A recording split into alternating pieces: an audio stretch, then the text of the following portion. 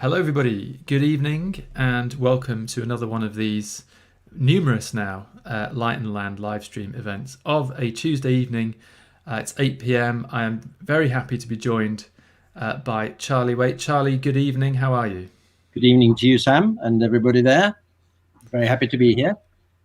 Thank you. It's good to have you back on. We've had you for a couple of sessions, but it's very nice to know that we've managed to dig back into the archives, and we're going to talk about that a little bit at the moment. Yeah. For everyone who's out there, hopefully we are coming through, and if you can let us know in the comments, that would be fantastic, and we shall keep an eye out for you. I can see a couple of those coming in already. Now, as per usual going forward, we are both on Facebook and we are on YouTube as well. Now, the YouTube stream is actually a slightly higher resolution, so if you did want to see us in full HD regalia, both myself and Charlie, it'll show all the wrinkles, Charlie.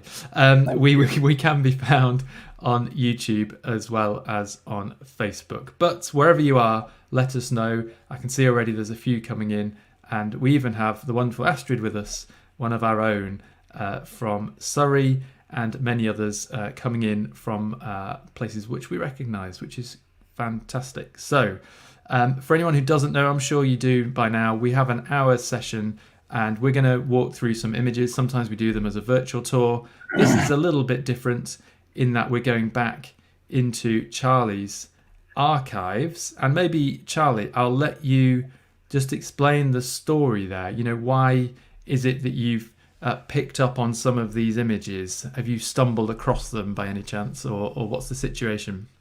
That's a very, very good question. I could start by trying to suggest that the transition from transparency, which was perhaps 20 years or more, to digital is quite a difficult one to deal with. And I remember Getty, or it was Tony Stone, I think, in those days, before Getty acquired them, they had to digitalize millions of photographs because they knew this was the shape of things to come. And so, to answer your question, I, on the way, tended to mislay one or two transparencies. My filing system perhaps wasn't as good as it could be. So it was a rather joyous, happy day when I found a few that I knew I'd done, but that I'd mislaid. So now I found them again. Some have already been seen, but some not. So it's a revisiting process, really, and it spreads over quite a long time. Yes, and we've sort of put these into a vague chronological order, just because it gives us a little bit of an interesting path from some of Charlie's earlier work through his the mid period, maybe as we're doing that digital that film to digital movement, or certainly even black and white into color as well.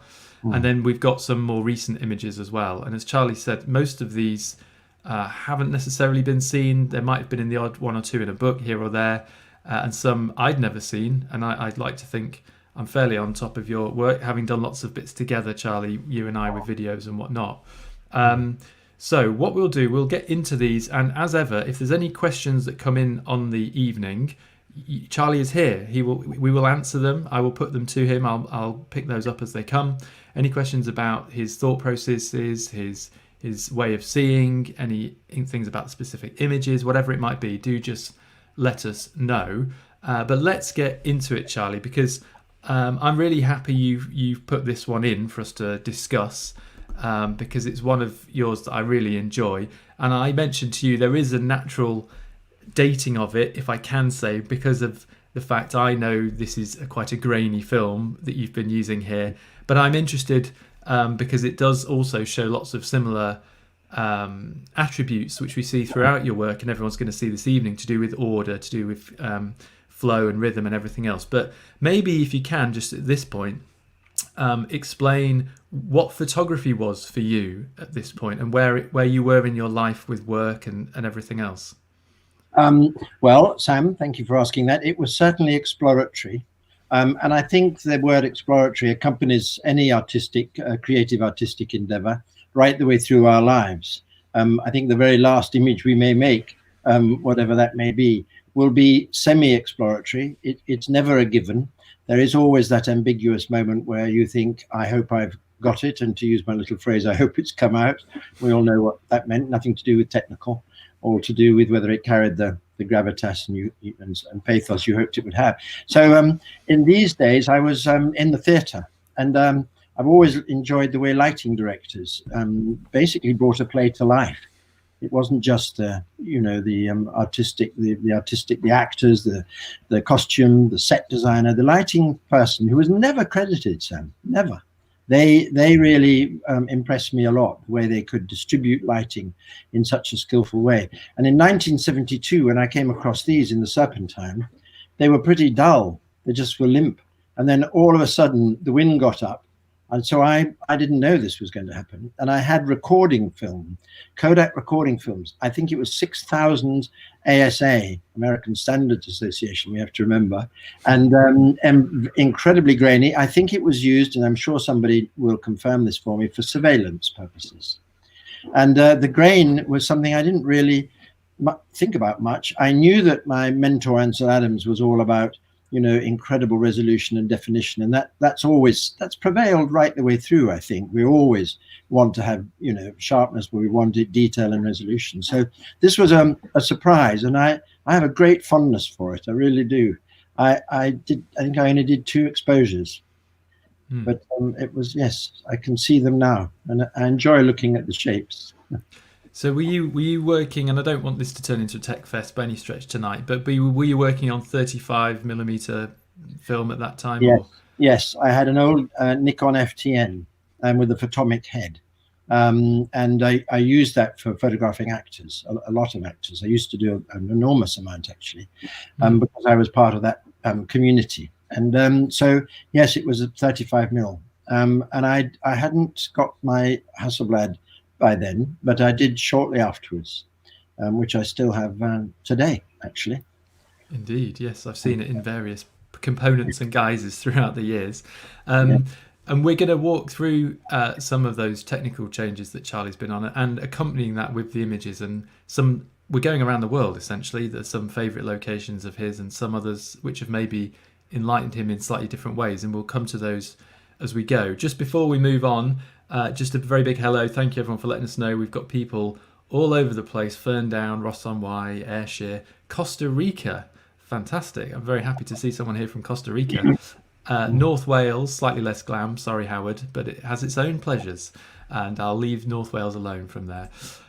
If we move on, Charlie, I know that as your photography bloomed and blossomed, and you started to explore that more and more, you did have a period of travelling, and you and I have both done bits like this, and I know you did more of them than me, but you spent some time on the ships, didn't you? I did. So tell us about that, because this image is from one of those trips. Well, there was a very nice, I suppose you could call it, artistic cruise line called Minerva, run by Swan Hellenic. It was started by Bertrand Russell and a colleague whose name I ought to remember. And I did an audition for them, and they very sweetly asked me to come and join them. So I did 8 cruises, I think, and they were hugely enjoyable. And I did a couple of talks, and I accompanied people, as perhaps you did, on excursions, which was really rewarding. And I often got sort of purloined at breakfast time with somebody saying, "Can you help me turn the camera on?" Which I remember very well. And I did manage, and I never forget her rather high-end lady. "Oh, you are such a clever boy," she said. And I said, "All I've done is turn it on, madam." But and I enjoyed it a lot. You and I love talking about photography, and we love helping people, and we love seeing them execute images that give them pleasure and joy. It's just a process of the sharing. And so that Swan Hellenic trip, those trips were very good. They're very nice cruises. And this was one that I did on the ship one day. I couldn't resist the sky. And I think many of us will enjoy this little phrase. I've got a wonderful sky. Now I need something to put in front of it. And we all know what that's like. So I think I managed to find something sort of angular and hard and quite aggressive, and with a very, very soft, rather beautiful sky behind. So acting as a nice foil for the two worked, I thought, quite well together. And I think what's interesting about this, and a couple of the other images we have coming up, and indeed the one before, was the the fact that probably a lot of people might describe you as a landscape photographer. I would just call you a photographer. But it's quite interesting that throughout your shooting periods, it hasn't always been just the landscape that you've been focusing on. And I know there's some early on, but even later. So I know this is a very difficult question, but what is it? If it isn't, I don't think you're necessarily motivated by the landscape. I think you're motivated by order and flow within it. Is that fair to say? And that can be found anywhere. Very good observation. Yes, that's exactly right. But into the mix, I do find all sorts of things very beautiful, and that as we know, that could be architecture. I mean, of course, the architect would like to think that their construction is a thing of beauty. I doubt whether they think I've done something really ugly, and that gives me an enormous amount of pleasure. So, well, on the whole, I think I respond to a lot of things as I turn my head, you know, in a full circle, and it would be only fair and correct to say that on many occasions I've failed. I've detected, and a nice man said something just the other day. He said, I think, Charlie, you're rather like a detective. And I think we all know it's about detecting. We certainly know it's about noticing, very, very much so. And so you're right. I did wonder whether departing from the main theme and my main sort of style, if you like, of landscape photography was going to perhaps rock people's understanding of me, and it might not fit for them. But apparently Picasso changed his style 3 times, so I thought, well, it's okay. And it's just a little wander off piste for a bit, if you like. I still absolutely adore landscapes. I still think my mentors in the world of landscape photography, of whom we see now many, have a terrific devotion to their craft, and great craft they demonstrate, great craft and devotion to their task. Okay, well, with that point of being attentive to things in different places, and actually just before we do, I'm very happy that Terry's with us from his cab in Victoria. So that's fantastic. The wonders of modern technology, eh? So welcome along, Terry. Talking of an image that people wouldn't necessarily immediately say or link to you or feel that's your vibe, for want of a better word, is this. But I think you were exercising some of those influences, perhaps, if I can be so bold as to say, of some of those American great photographers of black and white and of scenes like this. Is that a little too far to go, or do you feel that respect to those people and influence? No, that's absolutely right. I wanted to produce something that was rather difficult to handle, actually, and I didn't quite know what to do. But he was immersed in his book, and I thought the component parts, once identified, I found them all very pleasing, from the signs, the vertical poles, and especially the sign in New Orleans, Calais, whatever it was, can't quite read it here, and a little bit of light. And he was the only fellow in that cafe, and it just appealed to me a lot. And it was a departure. Oh my word, it was. I could easily have passed it by, but I think many of us, well, I'm sure all of us, raise our camera to our eye because we feel the impulse. I'm sure I'm speaking on behalf of most people. And the criteria maybe that we apply to whether we make the image or not is whether we can evaluate it well enough to pre-visualize it as being an image that will evoke what we felt and what we saw, and we'll be happy with. I'm sorry to quote Mr. Adams again, but recognition and pre-visualization blended together in a single moment of awareness. And that, I think, that keeps coming back time and time and time again. We recognize, our head turns, and my head turned here, Sam, and I just couldn't resist it. I think that's it. There's always an intent, isn't there? There's the moment, and that's such a slippery thing to get hold of with people, is that moment that we stop and we know we have to try and create an image, and then that's something that can't be forced. But it's something you presumably have to be permanently turned on and aware to receive. I couldn't agree more with you. Would you allow me to read something from one short paragraph from a book known as Artistic Landscape Photography? It's very old. It's been republished many times by Alfred H. Wall. It was written in 1896, 124 years ago.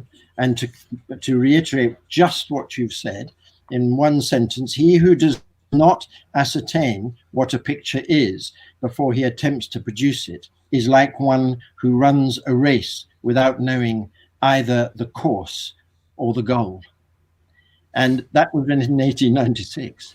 And so, but you're quite right. You used an interesting word. You said it's a slippery thing. And it really is. We don't really have a big, loud voice saying, yes, Sam, yes, Charlie, this is going to be a masterpiece. So it's quite a lonely process, isn't it, of evaluating and considerations absolutely everywhere. And sometimes we're let down by our own evaluating process, and we find it was soulless and sterile when we look at the result. That's quite painful. Yeah, yes. And I suppose that's yes, self-curation is a skill to have in itself, isn't it, as to what we actually release out into the world. And sometimes you just actually, is it fair to say, Charlie, sometimes you really actually know, even as you're clicking the shutter, that it's not, that image is not going to bring that sense of gravitas and that sense of everything that you think you wanted to feel there, or do you never quite know? No, I do. And in all honesty, I think the correct procedure would be to walk away, because I used to say nothing happens magical in the Royal Mail. You don't send off a roll of film to be processed that was mediocre and it comes back as a complete masterpiece by the Royal Mail special delivery. Oh, good, it did work out after all.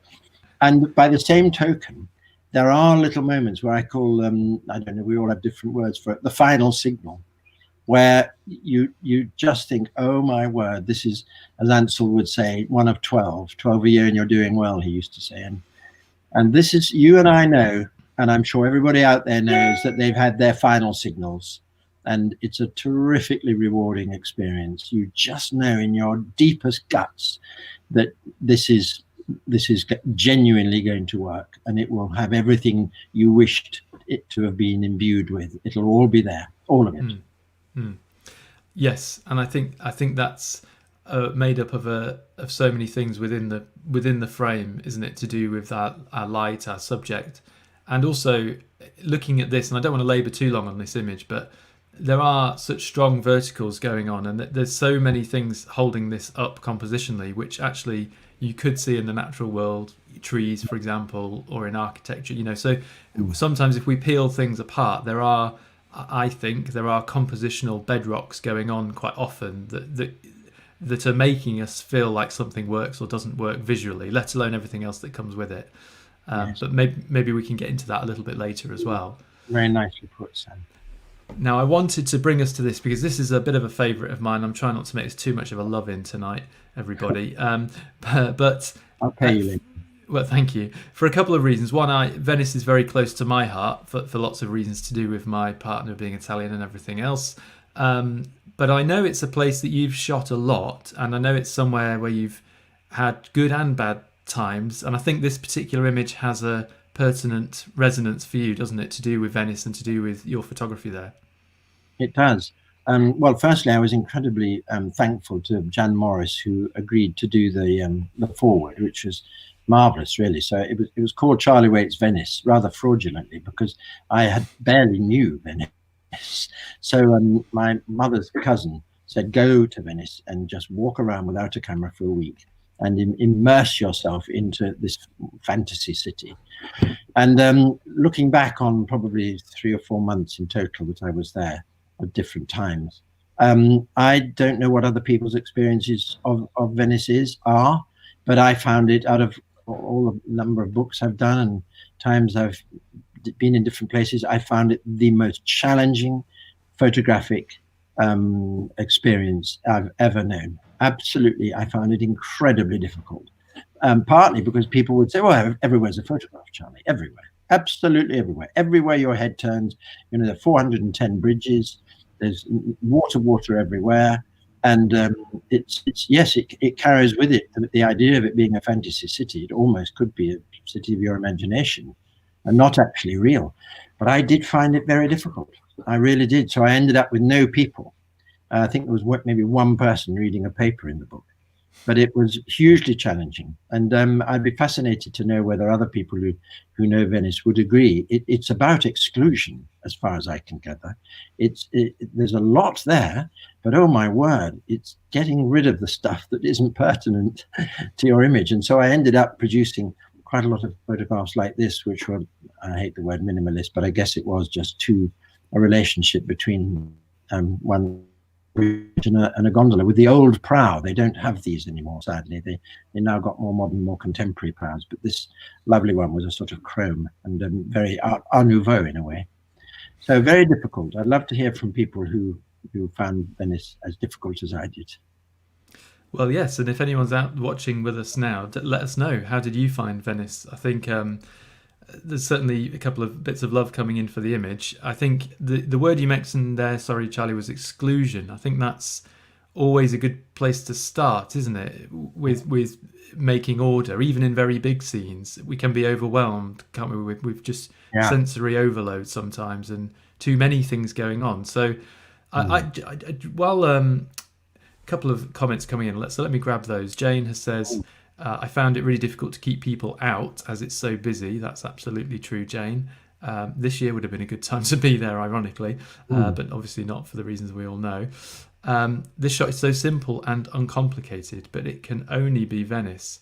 And that's an excellent point as well. And certainly when you were doing these books, I would imagine that the remit is to try and capture some sense of the place. And this is it has to be Venice. It can only be Venice, can't it? Yeah. So how do you go about that as a photographer? How do you go about shooting the types of photographs that you like to shoot, but also sticking to the remit that the publisher may have given you? Or do those two things not contradict each other? No, I was given a free rein. In fact, all the publishers I've worked with have been very generous and just said, as long as we've got a cover shot, it's all we care about. It's not strictly true, but that cover image, have you got a cover, for the Frankfurt Book Fair or whatever it was? But I think, yes, the exclusion element is an interesting one. And the people are, of course, not really Venetians. Venetians aren't actually to be found. They're mostly people like me. So really the early mornings and the end of the day.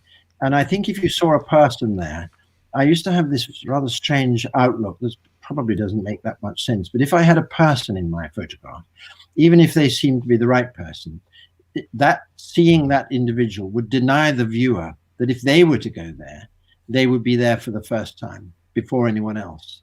So that it's almost like an entry for that viewer of that photograph. So if there's somebody already there, they think, oh, there's somebody there. It's a subconscious thing. So I didn't really want people to be in, and they would have been inappropriate people. They would have been Charlies and people from all over the world. And it was really difficult. So yes, to whoever it was, Jane, I think, who is so many people. So early mornings, and end of the day, and the cemeteries were good, and of course over to the islands were good. But Venice is, my word, it is action packed, and I lost the carnival was fun, but not that often after a while. Yes, that's a full-on affair, isn't it? And a couple of people just mentioning that yes, you've got to get up very early in Venice, haven't you, to walk around and hopefully find less people around. Yeah. I'm going to throw a slight one at you here, Charlie, because I think this is an interesting point from Terry. I see this image being emulated time and time again. Are you flattered by that, or do you feel indifferent to it? Oh no, I'm not territorial. I'm really not. When I first went to Tuscany and saw San Quirico d'Orcia, which and I found that perhaps it was time for me to hand it over to Phil and Clive, and now others needed new way of seeing things. So no, I'm very flattered, and I always think it's rather unfair when people see photographs of Durdle Door and they say, oh, it's so cliched. Well, it isn't for that individual who's never seen Durdle Door before, and they'll interpret it in their way. So my pet word, which I absolutely hate, is cliched. And it's not fair. You can't say everyone's done Durdle Door, everyone's done Venice. For that individual, it's a great process of discovery and joy. And I think we should not, steal places and regard them as ours. So that would be really rather silly, I think. So I love it if people find a gondola and pop it under a bridge and might well be better than this one. Who knows? Well, as it's mentioned there, someone said it's utterly stunning, mysterious, and opulent. Opulent's a lovely word for that prow of the gondola, isn't it? I think that's it. It smacks of that old rich trading centre which Venice was. It was extremely opulent for many years, and is Very still good in word. lots of ways. Yeah. Yeah, why did I use that? Yeah, we're doing a little bit of an Italy patch of the evening now, because there's a few images from Italy, and both you and I, as I've mentioned, we have I think it's fair to say, isn't it, Charlie? You have a particular fondness for Italy of all the places that you've been to. I do, and I absolutely love the language. I'm not very good at it. I love the fact that every letter is pronounced, and it has so much variety, a lot of water, especially up in the northern parts, and of course the Dolomites, which you know absolutely like the back of your hand. I should think you know the name of every single mountain. And so yes, and down to the islands, you know, even Sicily and Cefalù and all of those marvelous places. So it's and it's just such a rather lovely shape too, and a marvelous time photographing, going off piste, leaving the main thoroughway. I mean, it is, I think, a mistake to plow on down on motorways. I think to meander can deliver such wonderful exotic surprises just round the corner, as they can in Britain, of course. So yes, like you, a great fondness for the country. And even we wanted to have this image in because it speaks to this, I would say, receptiveness we talked about, didn't we? That even in the most mundane of places, or even as simple of places, light and shape can be stimulating enough to build an image around. So maybe just tell us a little bit about this and your fondness for this image. Well, I can. Firstly, it was again a very exploratory, and I found it just terribly emotional, really, that people had just tossed coins onto the little cloth at the top, and the altar as it was, and then they'd fallen. They hadn't really landed as they should have done, and they were all, I think they were brass or copper, and it just was a little cameo of something that I thought was very, very touching. It wasn't in particular. It wasn't supposed to have a religious slant or anything like that, but nevertheless, I just found it hugely moving. And the rest of the altar was much the same, but this little corner, and I love that graceful curve. And I do detect these curves. I did a book a little while ago called Arc and Line, and I found I do find those relationships hugely pleasing. I really do. The juxtaposition between quite a hard vertical or horizontal, and then that's broken by a very pleasing, graceful, sometimes almost voluptuous set of curves. I'm thinking of the great Edward Weston's Pepper, which I just keep looking at in a state of complete wonder. Just a marvelous image. So yes, it gave me a lot of pleasure, and I mislaid it. I'm rather embarrassed to admit that I mislaid a photograph, but there we are. It is out. The truth is out now. The truth. I think you've got plenty of photographs, so mislaying is absolutely allowed. I'm going to just keep us moving for time purposes, Charlie, because you and I could happily while the whole night away. But we don't want to kill everybody with that. But whilst we stay in Italy, I mean, this is such a fun image in lots of ways because of the colour, and obviously we've seen a little transition here from some of the earlier black and white stuff, and I don't want to just say it started black and white and then you went to colour, because that's not strictly what was happening. But I would imagine if we refer back to the technicals a little, the improvement of colour film kind of came alongside you exploring certain places and maybe seeing those very much in colour, certainly Tuscany and places like that.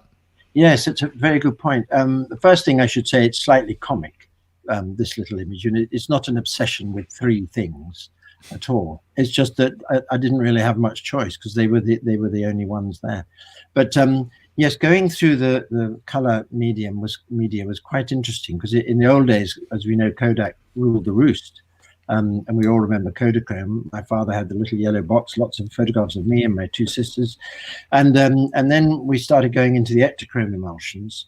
And they speeded up a bit. I think we ended up with 400, something like that. And then there was C41 process, color neg, And when we wanted a print from our tranny, we usually had to get an Interneg made. So it became second generation. And then with the Interneg, we made a C41 color print. Or then Cibachrome showed up, which were very sort of high gloss, and some people thought that metallic finish was too photographic. Now we have paper surfaces that we all know, and in particular we love very much. So we've changed this transition, and we've managed the transition. But then Velvia came along, then Fuji smashed their way into the Kodak empire, and produced an incredibly saturated film that some of us had to admit was almost too much, and sometimes they produced transparencies that were just simply too oversaturated, so we had to calm them down a little bit. But Velvia and Sensia and Astia and Provia were the four sort of stars, and Fuji just knocked Kodak for six, as we all know. And so were you in this sort of period and aware of how the film would react, especially Velvia is very lively, as you've outlined there. Yes. You know, I suppose it's how to turn that to your creative advantage. So when you're met with scenes like this, where you know the colours are really going to be a huge part of the story, then it's a case of coordinating it accordingly. Yes, very much so. And of course, we didn't. Not many people I knew did color prints direct, Cibachromes, and so if we wanted a print, we had an exhibition. We did have to get them an Interneg made, and that was the opportunity to reduce contrast a little bit and dodge and burn and so on in the lab. And sometimes one worked with the technician, and they desaturated it a little bit. But generally speaking, it was too much, and everybody used to say the greens. It absolutely hammered the greens, and it was just too much. And green is, as we know, I reckon there must be maybe 200 different shades of green in any landscape, and it is a very tricky color. And blue too. If you'd used a polarizing filter, Velvia, it was just too much. So it was all about desaturating really, Velvia. If I can just pick up one thing about this one, Charlie. Sorry, I didn't mean to jump in there, but I think one thing I think a lot of people will feel and react to when they see your images is it's the precision, it's the absolute care to the edges, the spacing of the left and the right of the trees, the fact the three are very nicely spaced between each other, the sweeping lines of the hay, isn't it? I believe that moves through. But space is so important, isn't it, to use proactively and be conscious of all around the frame. Yes, it really is. I've always had a much admiration for interior designers and the way in which the sum of the parts can make a really pleasing whole, and their skill in orchestrating, a sofa with lights and chairs and tables and clocks and windows and everything else, and then having the great catalyst, like lighting to bring it together, and people walk in, to this room and just say, "Oh, isn't it wonderful? This is lovely." But of course, they don't necessarily look at all the little details that the interior designer has spent so much time melding together. So I've always thought of some of my photography as being a bit like interior design. Sometimes it's chaotic interior design, but something like this. I do like the order. I often wonder, Sam, whether it's because I'm rather an untidy individual. I'm in therapy for it, but I think I'm going to have to get a refund because it's not working.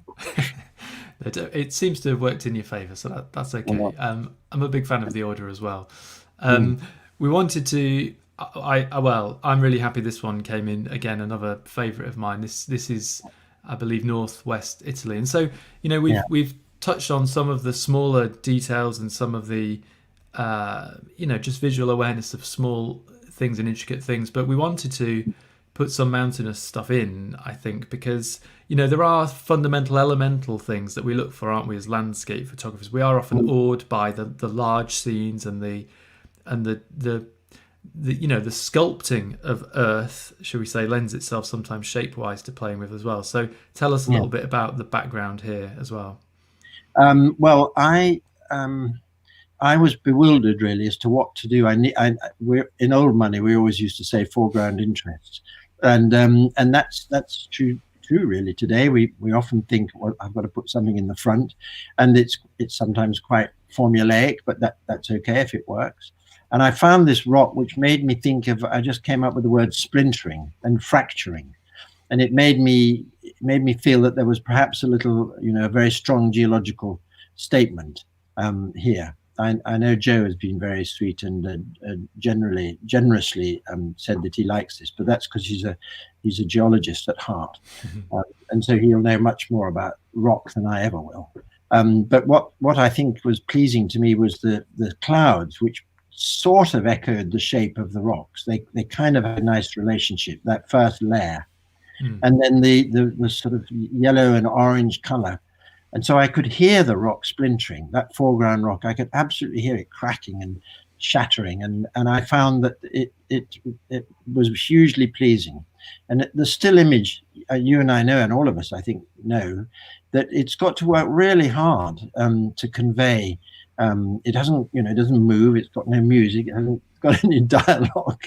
And this poor thing has got to, carry a lot of weight, excuse the expression. But and I think that's why we have to attend so much to everything and hope that it conveys our sense of wonder and our sense of relish and amazement at the things that have gone on millions of years before. And so I stood there producing this image, and I hope it does, perhaps for some people, convey that sense of amazement that I enjoyed at the time. Definitely, and I think you mentioned about the similarities. I think is a nice way to put it. The little lovely V shape here in the clouds, which, as you say, is nicely mirrored, and vice versa in the mountains. And I would imagine even this hulking mass of rock in front of us, which is sometimes, it could be a difficult thing, something that close to our foreground with a big gap to the background, but it's just so perfectly the shape of another mountain for me. That's what I see. That's how it relates for me as well. And so that's an interesting way to look at it. Comments coming from Howard. Great image. A grand narrative packed with arresting detail. Oh. And I think that's a nice way to put it. We should have Howard on more often. I'll borrow that. I'll call that one of mine, if I may. But texture is such a great thing to play with, isn't it? The front of this rock here, you just want to scrape it. It's just packed full of texture. Yeah, and we are vulnerable to lighting, aren't we? And I remember when I first got here, the background mountains were completely flat, and there was nothing to really suggest there was any depth. And thankfully, all of a sudden, things began to improve, and there were little halos of light in those two. If you see it as a W, the distant mountains, a soft W, both of those scoops I've got light in them. And I remember thinking, I've got to try and get the foreground rock to line up as best I can with the mountain in the middle. And I just about managed it. It was a bit precarious. I did fall over once. Can I just ask you one thing about using digital and film? Whether has digital has it prevented you from waiting and slowing down, or do you still have that patience to wait? Because I know it's something we talk about a lot, but as you mentioned there, you knew what needed to happen, hopefully, with the light, and you understood that if the shadow would fall here on the front, that would help with this modelling of it and our sense of depth. But since you've swapped to digital, do you find yourself having to be strict with yourself to hold on because you know it might change, or is that so inbuilt now that you don't have an issue with that? Gosh, that's about integrity, isn't it? It's really a difficult one. I think we would all like it to have been as we eventually see the finished result. I think many landscape photographers are quite purist. I don't know many who will say, yep, that's good enough. I can spend 5 hours in Photoshop and processing and produce something that never existed. I don't really believe there are many people like that. And they're incredibly good at it if they do want to do that, importing skies and so on. I'm full of admiration for people who do that, and I'm not very good at Lightroom or Photoshop. Actually, I don't even know much about layers. I have to admit. That doesn't mean to say, oh, Charlie's a purist. Far from it.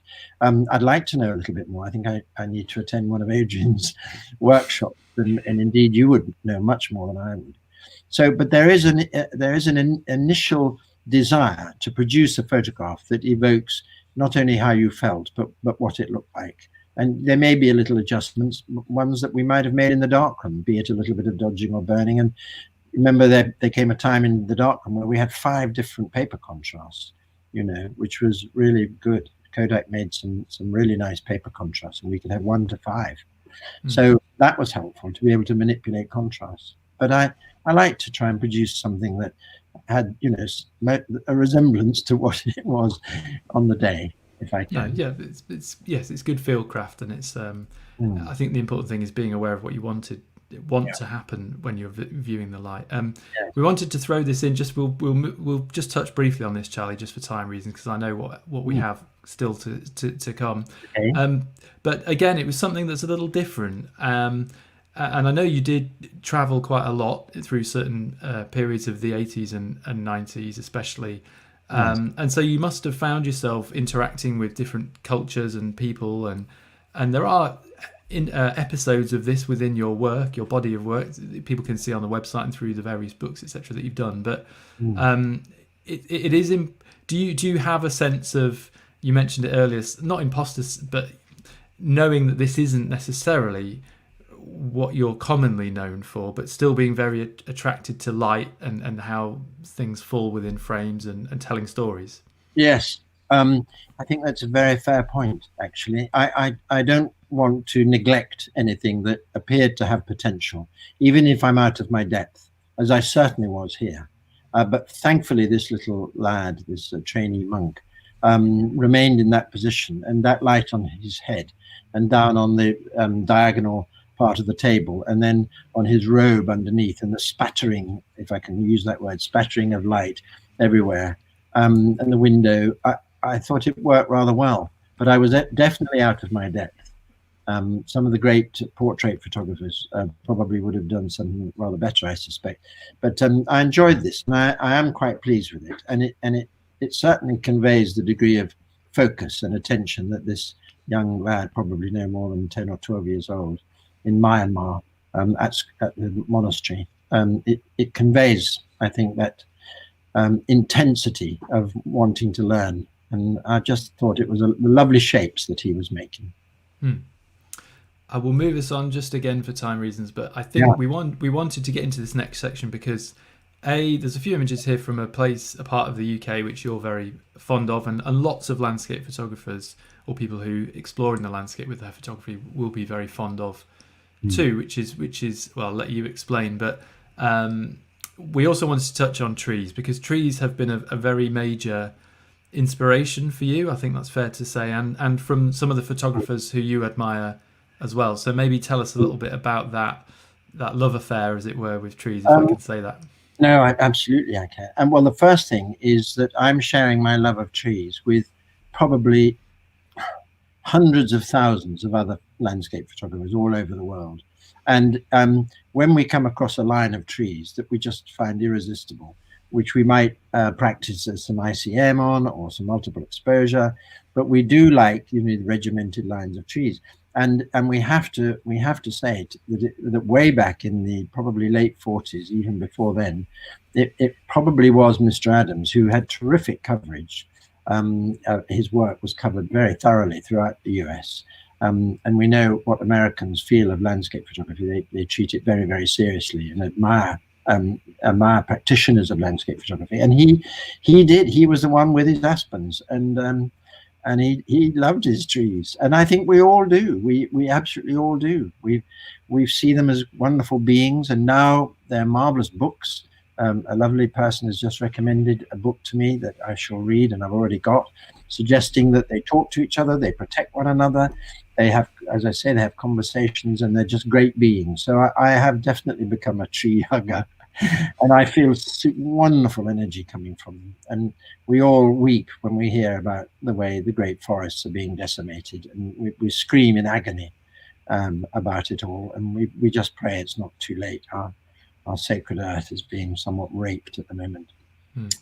But these trees, I enjoyed these ones in Hodge Close. So and I think it worked rather well. And I don't know the lakes as well as many photographers do. I'd like to know it better. I think there are lots of little corners, and you know it well, don't you, Sam?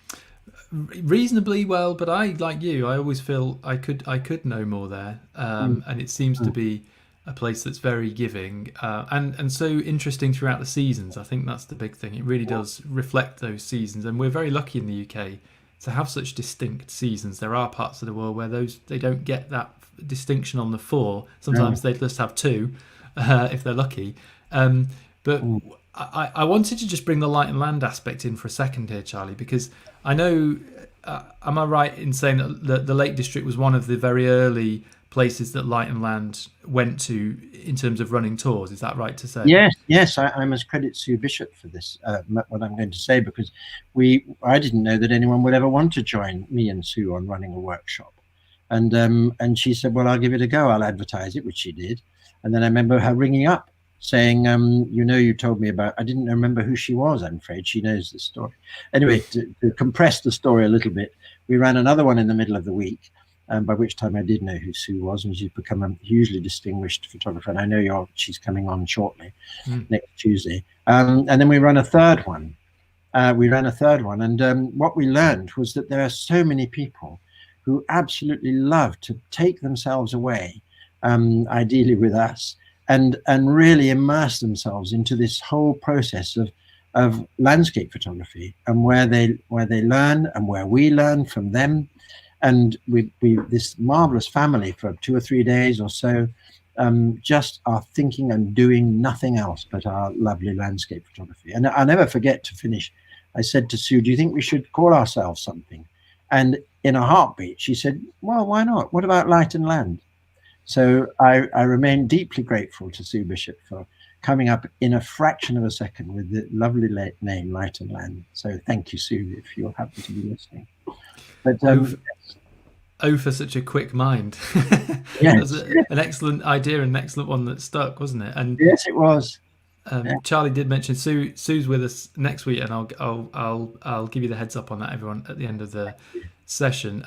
But just if we can use this one before we move on, Charlie, and I'm sorry, because I know we'd love to just pull apart every single picture in great detail, but time doesn't allow. And I think hopefully everybody finds some interest and intrigue in some of the things we've talked about more globally through this chat. But you mentioned that we are fascinated by how trees feel like sometimes they're mimicking us, and we can see movement within them that is reflective of how we are as humans. Conversations between trees that we can't really see. You know what I'm trying to say? And I feel with this image, there's very much that interaction between what appears to be just static elements, but really we know is more than that. I felt that too. I'm learning all the time, I must say, about all sorts of things, and there's so much more to learn, isn't there, about the great fundamentals, rock and wood here. And I just felt that they were rather elegant, really, and they had beautiful form. They weren't great big towering trees. They were rather delicate. They'd fought for their existence in a fairly inhospitable environment, rock. They started off as seedlings, and on they went, and they're still there to this day. And I rather like the bluish rock behind, and the little hints and little freckles, if you like, of orange leaves, just at the very last bit of autumn. So yes, I think we all love our trees. I'd be amazed if there was anyone in our audience who didn't. And there's some wonderful tree photography coming out of their images. I've recently looked at the new Landscape Photographer of the Year, edition 13, quickly, there it is. And it's full of marvelous images made by marvelous photographers. There are a lot of us around, and we love what we do, don't we? We do indeed. And your love affair with trees has gone back many a year. And I wanted to have this image in because I believe this is actually from the early 80s.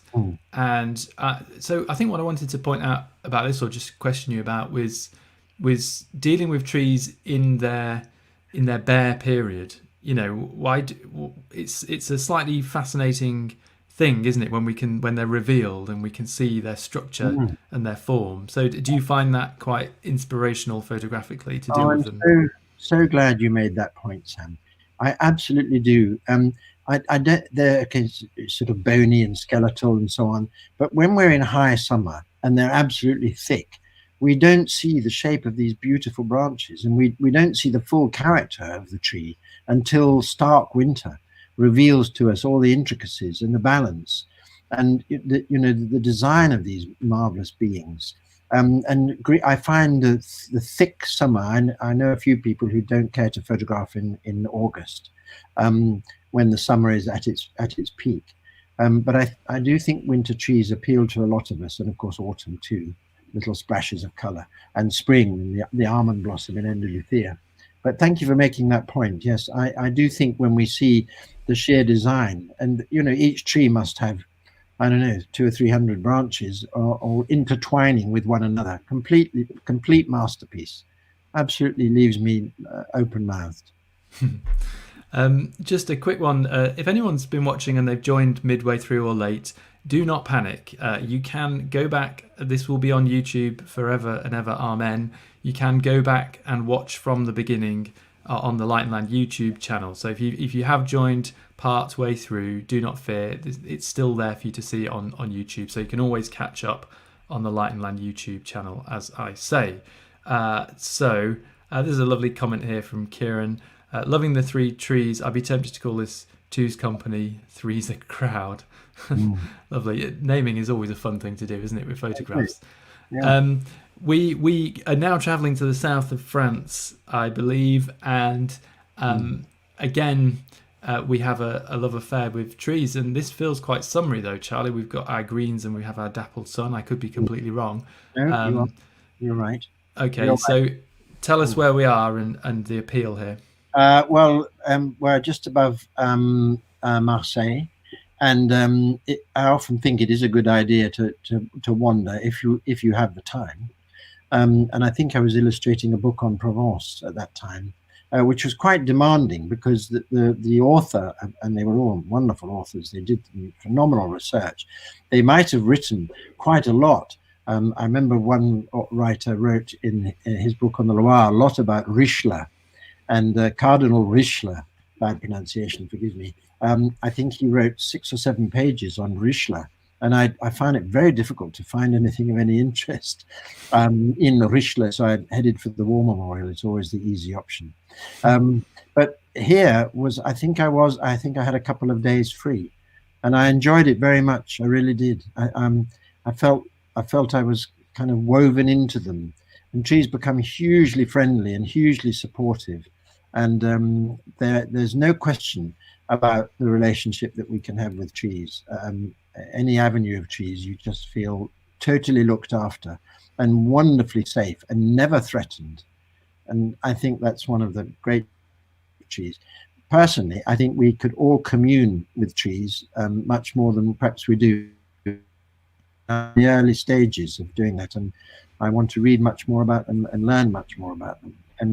And I think we are probably speaking on behalf of many people. We don't want to be like vultures, just arrive, make a photograph of trees and then walk away. We want to feel that we're honoring them in some way and communing with them. That's probably what landscape photography is about, don't you think, Sam?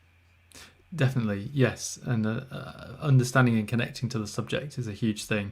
And Lorraine mentions forest bathing. She had her first experience this year in the Lake District, so that might be something to look into for everybody. Yes. Now, water and trees is a rarely seen thing in this nature, and I know you have a couple of images. There's one I very much remember that shows the ring of the waterline that we've talked about on another video. But this looks like a potentially tropical or glamorous spot, and the reflection, I think, is something to talk about here, perhaps. Yes, it's in Timbuktu, as one does go to Timbuktu frequently for one's morning shopping. And I'd never been there. And I think it's only fair to say that I was very nervous about going. I'm not one of those sort of great heroic photographers, of which I know a good few, who can go without food, sleep, and water for days on end. But I found Timbuktu completely marvelous, and I felt that I can now testify to its existence.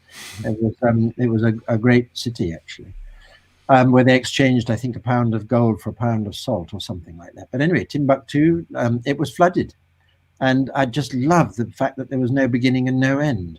That one often search for reference points. The viewer of a photograph, I think you probably find, if it's something that's slightly ambiguous, they'll say, "What is it?" And in a way, I think somebody saying, "What is it?" in a way, it almost intrudes upon the greater pleasure of it, because providing them with an intellectual explanation, I think, in a way, diminishes the pleasure of it potentially, because then they bring it down to earth, and then they know what it is, and it becomes something else altogether. So I rather like that enigma that some photographs can convey, and to not be found out, as it were. So this was completely lovely. I couldn't stop looking at it, really, and the lighting in the water was beautiful and was absolutely still. And the next day, the lagoon was empty and the flood had gone. That's it. You have to take your chances on these things and be aware of them. And like you say, mystique, perhaps, and ambiguity are fun things to play with. And yeah, we shouldn't always shatter those myths. That's a nice way to put it. No. On a much smaller scale, though, Charlie, this is a very a beautiful image, and one I enjoy for lots of reasons to do with lots of things, but certainly colour and the two colours or three colours, or multiple colours that are going on here. But again, do you find great pleasure in seeking these inner, smaller scenes? Because it's not something we see a huge amount of in your work. I think that's fair to say. No, it's not. Do you find them difficult? Lots of people do. I do. No, I most certainly do, because I'm looking for structure and order, and I think what triggered me was the cold and warm together always appeals to me a lot. In other words, blue and yellow. And I felt that the roundness of this sort of cannonball lichen is always marvelous, isn't it? And just the orange was outrageous. So I was pleased to find it, but I'm still very much out of my depth. I find it quite difficult to find structure and order in something that's quite complex, actually. But finally, I found the diagonal lines, and they worked quite well with a round item, and it was just as it was, and it worked, I think, quite well. So textures, as you mentioned early on, play a key role, I think.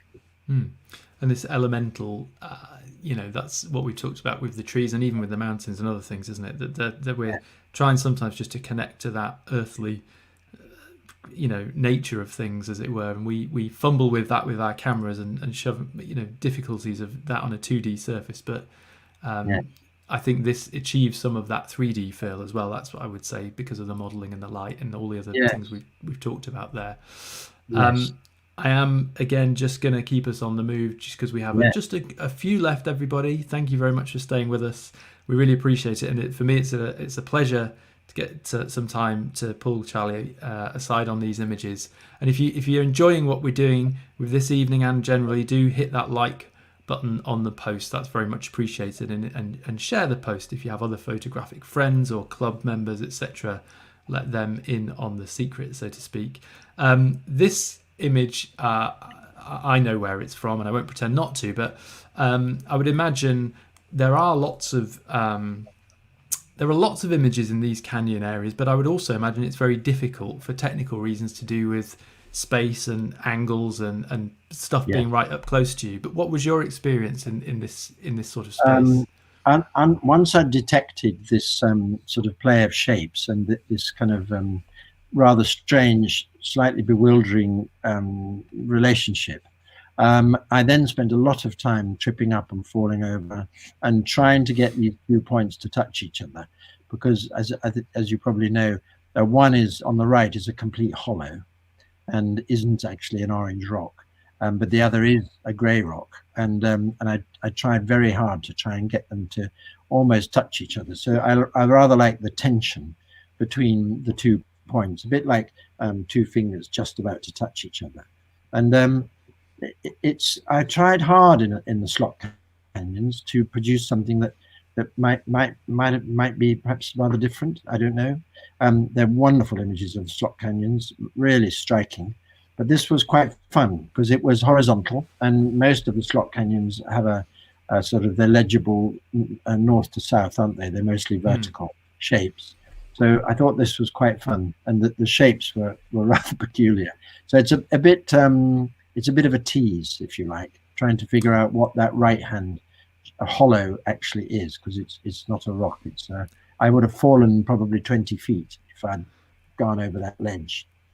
Yes, it's such back to what we said, isn't it? It's ambiguity, and it's making the viewer think about the planes of what's going on, what's coming forward, what's going back, what's up, what's down. It can be very fun to play with, and I love sort of getting lost in there and finding myself in little pockets of things.